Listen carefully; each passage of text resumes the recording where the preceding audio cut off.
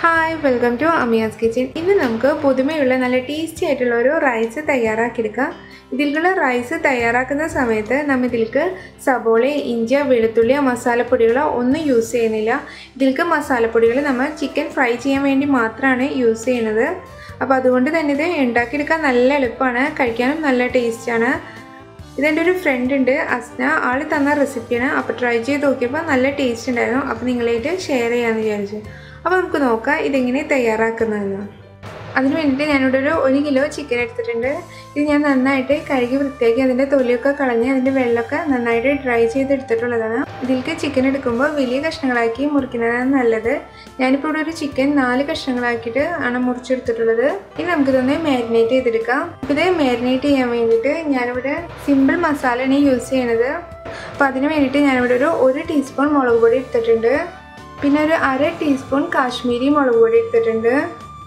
പിന്നെ ഒരു 1/4 ടീസ്പൂൺ മഞ്ഞൾപ്പൊടി, പിന്നെ ഒരു 1/2 ടീസ്പൂൺ കുരുമുളക് പൊടി, പിന്നെ കുറച്ച് ഇഞ്ചിയും വെളുത്തുള്ളിയും പേസ്റ്റ്. ഇതൊരു മീഡിയം സൈസ് ഇഞ്ചിയും ഒരു 10 അല്ലി വെളുത്തുള്ളിയും നന്നായിട്ട് അരച്ചെടുത്തിട്ടുള്ളതാണ്. അതും കൂടി നമുക്കിതിലേക്ക് ഇട്ട് കൊടുക്കാം. പിന്നെ ഒരു 2 ടേബിൾ സ്പൂൺ നാരങ്ങ നീര്. ഇതൊരു 2 ചെറിയ നാരങ്ങ പിഴിഞ്ഞെടുത്തിട്ടുള്ള അതിൻ്റെ നീരാണ്. പിന്നെ ആവശ്യത്തിന് ഉപ്പ്. പിന്നെ നമുക്ക് ഇതിലേക്കൊരു 1 ടീസ്പൂൺ ഓയിലും കൂടി ഒഴിച്ചു കൊടുക്കാം. ഓയിൽ ഞാനിവിടെ സൺഫ്ലവർ ഓയിലാണ് എടുത്തിട്ടുള്ളത്. ഒലിവ് ഓയിൽ ഉണ്ടെങ്കിൽ അത് ഒഴിച്ചു കൊടുത്താലും മതി. ഇനി നമുക്കിത് നന്നായിട്ടൊന്ന് മിക്സ് ചെയ്യാം. ഞാനിപ്പോൾ ഇതെല്ലാം നന്നായിട്ട് മിക്സ് ചെയ്തെടുത്തിട്ടുണ്ട്. ഇനി നമുക്ക് ഈ മസാല നമ്മുടെ ചിക്കനിൽ നന്നായിട്ടൊന്ന് തേച്ച് പിടിപ്പിക്കാം. പിന്നെ ഞാനിത് മസാല നന്നായിട്ട് പിടിക്കാൻ വേണ്ടിയിട്ട് ചിക്കനിൽ ചെറുതായിട്ടൊന്ന് വരിഞ്ഞു കൊടുത്തിരുന്നു. ചിക്കൻ്റെ എല്ലാ ഭാഗത്തും മസാല ആവുന്ന വിധത്തിൽ നമുക്കിത് തേച്ച് പിടിപ്പിക്കണം. ഞാൻ ഈ മസാല എല്ലാം നന്നായിട്ട് ചിക്കനിൽ തേച്ച് പിടിപ്പിച്ചിട്ടുണ്ട്. ഇപ്പോൾ നമ്മുടെ ചിക്കൻ മാരിനേറ്റ് ചെയ്തിട്ട് റെഡി ആയിട്ടുണ്ട്. ഇനി നമുക്കിതൊരു 1/2 മണിക്കൂർ റെസ്റ്റ് ചെയ്യാൻ വെക്കാം. 1 മണിക്കൂറൊക്കെ വെക്കാൻ പറ്റണമെങ്കിൽ നല്ലതാണ്. കുറഞ്ഞതൊരു 1/2 മണിക്കൂറെങ്കിലും വെക്കാം. പെട്ടെന്ന് നമുക്കിതൊന്ന് സെറ്റായി കിട്ടാൻ വേണ്ടിയിട്ട് നമുക്ക് ഫ്രിഡ്ജിൽ വെച്ച് കൊടുക്കാം. ഇപ്പോൾ നമ്മുടെ ചിക്കൻ മാരിനേറ്റ് ചെയ്ത് വെച്ചിട്ട് 1/2 മണിക്കൂറൊക്കെ കഴിഞ്ഞിട്ടുണ്ട്. ഇനി നമുക്കിതൊന്ന് ഫ്രൈ ചെയ്തെടുക്കാം. ചിക്കൻ ഫ്രൈ ചെയ്യാൻ വേണ്ടിയിട്ട് നമ്മൾ ഏത് പാത്രത്തിലാണോ ചോറ് തയ്യാറാക്കുന്നത് ആ പാത്രം തന്നെ ചിക്കൻ ഫ്രൈ ചെയ്യാൻ വേണ്ടി എടുക്കണമായിരിക്കുള്ളൂ നല്ലത്. അപ്പോൾ അതുകൊണ്ട് ഞാനിവിടെ ഒരു വലിയ പാത്രം വെച്ച് കൊടുത്തിട്ടുണ്ട്. അതിപ്പോൾ നന്നായിട്ട് ചൂടായിട്ടുണ്ട്. അതിലേക്ക് നമുക്ക് ഓയിൽ ഒഴിച്ചു കൊടുക്കാം. ഇപ്പോൾ നമ്മുടെ ഓയിലൊക്കെ നന്നായിട്ട് ചൂടായിട്ടുണ്ട്. ഇനി നമുക്ക് ഇതിലേക്ക് ചിക്കൻ വെച്ച് കൊടുക്കാം. വലിയ കഷ്ണം ചിക്കൻ പീസ് ആയതുകൊണ്ട് ഇത് ജസ്റ്റ് ഒന്ന് അടച്ചു മൂടിയിട്ട് കുക്ക് ചെയ്യാന്നുണ്ടെങ്കിൽ ഇത് പെട്ടെന്ന് തന്നെ കുക്കായി കിട്ടും. ഞാനിതിപ്പോൾ അടച്ചു മൂടി വെച്ചിട്ട് കുറച്ച് സമയം ആയിട്ടുണ്ട്. നമുക്കിതൊന്ന് തുറന്നു നോക്കാം. നമുക്കിതൊന്ന് മറിച്ചിട്ട് കൊടുക്കാം. ഇനി നമുക്കിത് നല്ലൊരു ബ്രൗൺ കളർ ആവുന്നത് വരെ ഇത് നന്നായിട്ടൊന്ന് ഫ്രൈ ചെയ്യാം. ഇപ്പം നമ്മുടെ ചിക്കനൊക്കെ നന്നായിട്ട് കളറൊക്കെ മാറി നന്നായിട്ട് വെന്ത് ഫ്രൈ ആയി വന്നിട്ടുണ്ട്. ഇനി നമുക്കിത് ഈ പാത്രത്തിൽ നിന്നും മാറ്റി കൊടുക്കാം. ഇപ്പം ഞാൻ ചിക്കനെല്ലാം മാറ്റിയെടുത്തിട്ടുണ്ട്. ചിക്കൻ ഫ്രൈ ചെയ്തെടുത്ത ഓയിലിൽ തന്നെയാണ് നമ്മൾ ഇതിലേക്കുള്ള റൈസ് തയ്യാറാക്കുന്നത്. അപ്പോൾ ഇതിൽ ഓയിൽ കൂടുതലാണെന്ന് തോന്നുകയാണെന്നുണ്ടെങ്കിൽ നമുക്ക് ഇതിന് കുറച്ച് ഓയിൽ മാറ്റി കൊടുക്കാം. പിന്നെ ഇതിൽ വല്ല തരി ഉണ്ടെങ്കിൽ ജസ്റ്റ് അതൊന്ന് മാറ്റി കൊടുക്കാം. ഇനി നമ്മൾ ഇതിലേക്ക് കുറച്ച് ഉണക്ക മസാലകൾ ഇട്ട് കൊടുക്കണം. ഞാനതിന് വേണ്ടിയിട്ട് ഇവിടെ ഒരു 5 ഏലക്കായും ഒരു 5 കറിയാമ്പും എടുത്തിട്ടുണ്ട്. അത് നമുക്ക് ഇതിലേക്ക് ഇട്ട് കൊടുക്കാം. പിന്നെ ഒരു 3 കറുകപ്പട്ട, പിന്നെ ഒരു 1/2 ടീസ്പൂൺ നല്ല ജീരകം, പിന്നെ ഒരു 1/2 ടീസ്പൂൺ കുരുമുളക്, പിന്നെ ഒരു 1 ടീസ്പൂൺ പെരിഞ്ജീരകം, പിന്നെ ഒരു 3 കറുകട ഇല. ഈ ഉണക്ക മസാലകളെല്ലാം ഇട്ടിട്ട് നമുക്കിത് നന്നായിട്ടൊന്ന് വഴറ്റി കൊടുക്കാം. ഇതെല്ലാം ഞാൻ നന്നായിട്ട് വഴറ്റിയിട്ടുണ്ട്. ഇനി നമുക്ക് ഇതിലേക്ക് നമ്മൾ കഴുകി വൃത്തിയാക്കി വെച്ച അരി ഇട്ട് കൊടുക്കാം. ഞാനിപ്പോൾ ഇവിടെ ഒരു 2 കപ്പ് അരിയാണ് എടുത്തിട്ടുള്ളത്. ഏകദേശം ഒരു 500 ഗ്രാം അരിയുണ്ട്. ഇത് നമുക്ക് ഇതിലേക്ക് ഇട്ടും കഴിഞ്ഞിട്ട് നന്നായിട്ട് വഴറ്റി കൊടുക്കണം.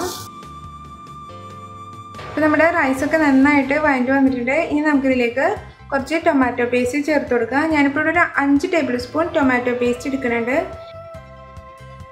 ഇതുപോലത്തെ ഒരു 2 പാക്കറ്റ് ടൊമാറ്റോ പേസ്റ്റാണ് ഞാൻ എടുത്തത്. ഒരു പാക്കറ്റിൽ ഇത് 70 ഗ്രാം ഉണ്ട്. അതായത് ഒരു 2.5 ടേബിൾ സ്പൂൺ ടൊമാറ്റോ പേസ്റ്റ് ഉണ്ട്. ഇനി ഇതും കൂടി ഇട്ടിട്ട് നമുക്കിത് നന്നായിട്ടൊന്ന് മിക്സ് ചെയ്യാം. 1 കപ്പ് അരിക്ക് 1 പാക്കറ്റ് ആ ഒരു അളവിലാണ് ഇതിലേക്ക് ടൊമാറ്റോ പേസ്റ്റ് എടുക്കേണ്ടത്. ഇത് ഞാൻ നന്നായിട്ട് വഴറ്റിയിട്ടുണ്ട്. ഇനി നമുക്കിതിലേക്ക് ഒരു ചിക്കൻ സ്റ്റോക്കിൻ്റെ ഒരു ക്യൂബും കൂടി ഇതിലേക്ക് ഇട്ട് കൊടുക്കാം. 2 കപ്പ് അരിയിലേക്ക് 1 ക്യൂബ് മതിയാവും. ഇതും കൂടി ഇട്ടിട്ട് നന്നായിട്ടൊന്ന് മിക്സ് ചെയ്യാം. ഇനി നമുക്കിതിലേക്ക് ആവശ്യത്തിനുള്ള വെള്ളം ഒഴിച്ചു കൊടുക്കാം. ഞാനിവിടെ ഒരു 4.5 കപ്പ് വെള്ളം ഒഴിച്ചു കൊടുക്കുന്നുണ്ട്. 2 കപ്പ് അരിക്ക് 4.5 കപ്പ് വെള്ളം. ചില അരിക്ക് ഒരു 2 കപ്പിന് 4 കപ്പ് വെള്ളം മതിയാവും. ഈ അരിക്ക് ഞാൻ എപ്പോഴും ഒരു 1/2 കപ്പ് വെള്ളം കൂടുതൽ എടുക്കാറുണ്ട്. അപ്പോൾ നമ്മൾ ഏത് രീതിയിലാണോ നെയ്ച്ചോറിനൊക്കെ വറ്റിച്ചെടുക്കുമ്പോൾ വെള്ളം ഒഴിക്കാറ് ആ ഒരു അളവിൽ തന്നെ വെള്ളം ഒഴിച്ചു കൊടുത്താൽ മതി. ഇനി ഇതിലേക്ക് ആവശ്യത്തിനുള്ള ഉപ്പ് ഇട്ട് കൊടുക്കുക. നമ്മൾ ഇട്ട ചിക്കൻ സ്റ്റോക്കിലും കുറച്ച് ഉപ്പുണ്ടാവും. അപ്പോൾ ആ ഉപ്പും കൂടി കണക്കാക്കിയിട്ട് വേണം ഉപ്പിട്ട് കൊടുക്കാൻ. ഇനി ഇത് നന്നായിട്ടൊന്ന് തിളച്ച് വരണം. ഇപ്പോൾ ഇത് ചെറുതായിട്ടൊന്ന് തിളച്ച് തുടങ്ങിയിട്ടുണ്ട്. ഇനി നമുക്കിതിലേക്കൊരു 5 പച്ചമുളക് ഇട്ട് കൊടുക്കുക. ഇതിൻ്റെ ഏറ്റവും ഞാൻ ചെറുതായിട്ടൊന്ന് കീറിയിട്ടുണ്ട്. ഇനി നമുക്കിതൊന്ന് അടച്ച് മൂടിയും കഴിഞ്ഞിട്ടൊരു 10 മിനിറ്റ് ഇതൊരു പകുതി വേവാവണ വരെ നമുക്കിതൊന്ന് കുക്ക് ചെയ്യാം. അപ്പോൾ ഇത് കുക്ക് ചെയ്യാൻ വെക്കുന്ന സമയത്ത് ഇതിൻ്റെ അടിയിൽ ഇതുപോലത്തെ വല്ല തവ വെച്ച് കൊടുത്തിട്ട് കുക്ക് ചെയ്യാന്നുണ്ടെങ്കിൽ ഇതൊട്ടും അടി പിടിക്കാണ്ട് കിട്ടും. അപ്പോൾ നമുക്കിതൊന്ന് അടച്ച് മൂടി വെക്കാം. അപ്പോൾ ഞാനിത് അടച്ച് മൂടി വെച്ചിട്ട് ഒരു 10 മിനിറ്റ് കഴിഞ്ഞിട്ടുണ്ട്. നമുക്കിതൊന്ന് തുറന്ന് നോക്കാം. നമുക്ക് ജസ്റ്റ് ഒന്ന് മിക്സ് ചെയ്ത് കൊടുക്കാം. ഇപ്പോൾ ഞാൻ നന്നായിട്ട് മിക്സ് ചെയ്തിട്ടുണ്ട്. ഇപ്പോൾ ഇതൊരു പകുതി വേവായിട്ടുണ്ട്. ഇനി നമുക്ക് ഇതിൻ്റെ മുകളിലായിട്ട് നമ്മൾ ഫ്രൈ ചെയ്ത് വെച്ചിരുന്ന ചിക്കൻ വെച്ച് കൊടുക്കാം. ഇതിന് മുകളിലായിട്ട് നമുക്ക് കുറച്ച് മല്ലിയിലയും കൂടി ഇട്ട് കൊടുക്കാം. ഇനി നമുക്കിതൊരു 15 മിനിറ്റും കൂടിയും ചെറിയ തീയിലിട്ടിട്ട് നന്നായിട്ടൊന്ന് കുക്ക് ചെയ്യാം. അപ്പോൾ ഈ ചോറ് നന്നായിട്ട് വെന്ത് അതിൻ്റെ വെള്ളമൊക്കെ നന്നായിട്ട് വറ്റി വരും. അപ്പോൾ നമുക്കിതൊന്നും കൂടി അടച്ച് മൂടി വയ്ക്കാം. ഇപ്പോൾ നമ്മുടെ റൈസ് മൂടി വെച്ചിട്ട് ഒരു 15 മിനിറ്റ് കഴിഞ്ഞിട്ടുണ്ട്. നമുക്കിതൊന്ന് തുറന്ന് നോക്കാം.